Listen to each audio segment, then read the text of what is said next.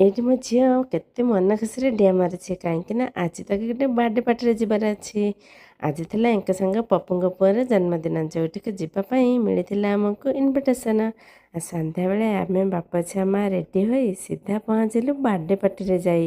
ଆଉ ସେଠି ଦେଖାଯାଇଥିଲେ ନୀର ଭାଇଙ୍କ ସ୍ତ୍ରୀ, ଯେଉଁଟାକି ଆମେ ଟିକେ ଗପସପ କରିଥିଲୁ।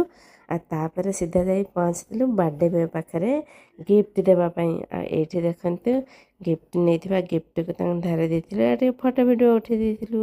ଆଉ ଫଟୋ ଭିଡ଼ିଓ ଉଠାଇ ସାରିଲା ପରେ ଆମେ ଚାଲିଥିଲୁ ମୁଖ୍ୟ କାମ ମାନେ ଷ୍ଟାର୍ଟର ଖାଇବାକୁ। ଷ୍ଟାର୍ଟରରେ ଥିଲା ପାମ୍ପୁଡ଼ି ଚାଟ୍, ମକା, ଦହିବରା, ଖାଲି ବରା, ଆଳୁଦମ ଏମିତି କିଛି, ଆଉ ଯେଉଁଟାକି ଟେଷ୍ଟ ବି ପୁରା ଜବରଦସ୍ତ ଥିଲା। ମୋର ତ ଆଖି ଆଉ କେଉଁଠି ନଥିଲା, କେବଳ ପାମ୍ପୁଡ଼ି ଚାଟ୍ ପାଖରେ ଥିଲା, ଆଉ ଯେଉଁଟାକି ମୁଁ ଖାଇ ଦେଇଥିଲି ନ ନେଇକିରି କୁଆଡ଼େ ଆଉ ଏଇଠି ଦେଖନ୍ତୁ ତାପରେ ଆମେ ଆସିଥିଲୁ ଟିକେ ମକା ଖାଇଥିଲୁ। ମକା ଖାଇସାରିଲା ପରେ ମୁଁ ଦେଇଥିଲି ମୋ ଝିଅକୁ ଗୋଟେ ଆଇସ୍କ୍ରିମ୍, ସେ ବି ମନ ଖୁସିରେ ଆଇସ୍କ୍ରିମ୍ ଖାଉଥିଲା।